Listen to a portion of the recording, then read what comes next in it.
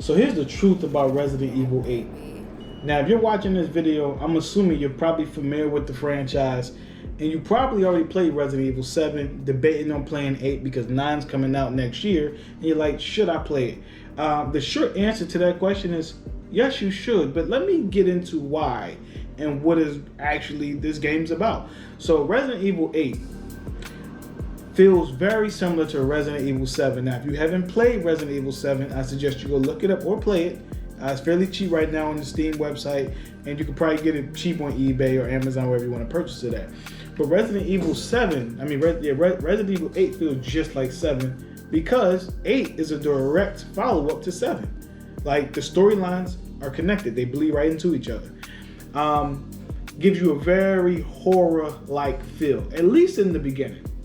Feels straight like horror, slow moving, first person shooter. Like, it feels straight like horror, right?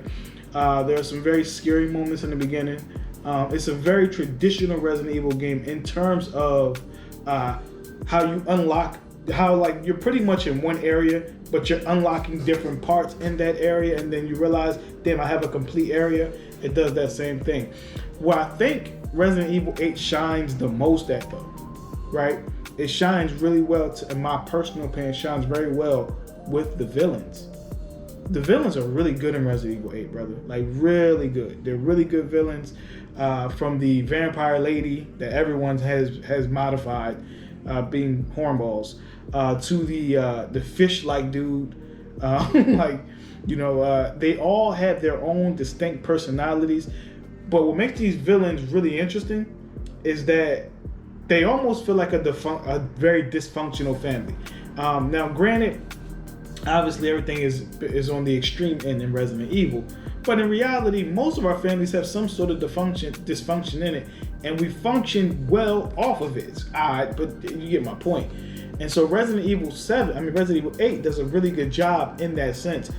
Actually, really similar to how Resident Evil 7 did. It's a very dysfunctional family that functions well within their dysfunction. So Resident Evil 8 does a really good job there. It also does a really good job on the map, the setting. The setting of the game feels exactly how it's supposed to feel. It feels like you're in a town where there's a lot of poverty, there's a lot of home remedy lights and different things like that. Open field, very aesthetically pleasing. But the best part is, like any other, like most Resident Evil games, you're unlocking different parts to one giant map. Like, it's just one really big map, but you're unlocking different parts. And there's like the puzzle element to it. I like to compare Resident Evil games to like a Quentin Tarantino film. Whereas though the entire time you have this one thing going on, which is the action in the game, the storyline to the game. But then you have these puzzle-like things going on where you're piecing things together, and then you get a whole complete picture by the end. And you're like, damn, this is actually pretty cool. I don't think the puzzles in this game were like extremely difficult. I think they were fairly good. Like, they weren't crazy. They were fairly good puzzles. But I'm gonna be honest with you. I played this on the hard difficulty, and that makes this game a lot more harder to enjoy at certain instances and moments. But I digress. What I think Resident Evil does a really good job at is emotion, the actors. I think the actors do a really good job. Everybody played their role. They all feel like, when Ethan was mad, the main protagonist, he felt like he was mad. He sounded like he was mad. It didn't sound like some guy trying to pretend. He sounded like he was actually upset. When the main villain, when she's speaking, it didn't feel like, damn, I think I'm like, it feels fake. No, everything felt good. Start to end, everything felt good.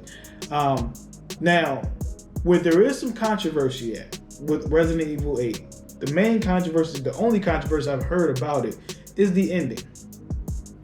Because the ending will leave you with I don't like that we had to go that way. But if you look at Resident Evil, the entire franchise, the entire storyline of Resident Evil, hard sacrifices and people die. That's been Resident Evil since Resident Evil started, right? If you understand the history of Resident Evil, then you understand that characters you love may not make it. That you understand it. It's just the nature of the game. It's how it's been. It's probably how it's gonna be, right? It keeps you on your toes because really no one's safe. Keeps you on your toes. A lot of people die. A lot of sad things happen. It's just the nature of the game. I'm gonna spoil the end of the game for you, right? So at the end of the game, Ethan Winters, you eventually have to beat the final boss. You eventually beat her. And then Chris Redfield, yes, he's in the game, right? I'm spoiling some things for you. Chris Redfield is in the game. Now, his position and the way he presents himself will be really interesting. But he's in the game. At the end of the game, Chris Redfield pulls up. He's trying to get Ethan. Ethan has a baby. He has his daughter with him. He's trying to escape. But what they find out is that Ethan Winters actually died in Resident Evil 7. But because of the infection, he was able to live and survive a lot of strenuous activities. And so what you kind of see him starting to fall apart as the infection is starting to be destroyed and those kinds of things. And Chris Redfield has he has like a big bomb, a giant bomb. And the bomb is supposed to destroy the island. And as Ethan is dragging along, he leans over to Chris and says, "Chris, take my daughter. Get her to safety. I'm going to finish this." And then tragically, Ethan Winters kills himself. He kills himself with the bomb to blow up the entire island. Some people are like, man, why did he have to die? Why did he have to die?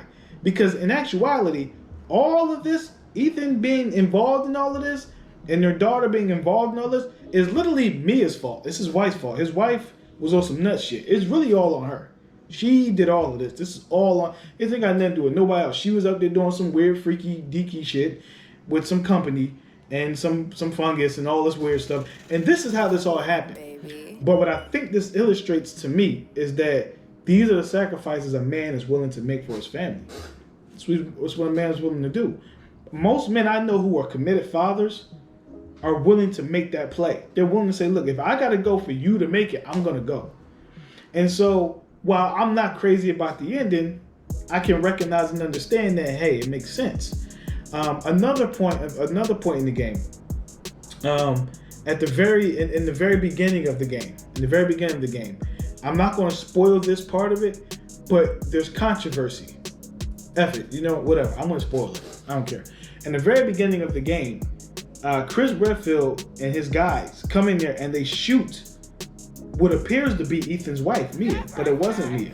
Mia had been kidnapped, and the main villain in the game is able to shapeshift. So she looked like Mia, sounded like Mia, everything was like Mia. Ethan had no idea, he couldn't tell. But Chris did know. Chris comes in and then shoot up Mia, and then they try to take the baby because they realize what's going on. They realize that the baby is the key. They realize that the main villain is trying to take the baby. They realize all of that. But the problem is that Chris Redfield didn't tell Ethan what was going on. And he says he didn't tell him that because he didn't want it to compromise their mission. But what I really liked about the game is that there's a certain part in the game where one of his subordinates says, you should have told Ethan. You should have told him. Because Ethan will probably still be alive if you told him. Now, he didn't say that part. I'm saying that part. I believe Ethan Winters lives if he was informed about what was actually going on. So all in all, the truth about RE8 is that it's a great game. And it's a game worth playing, especially if you are a Resident Evil fan, and even more if you are a horror game fan.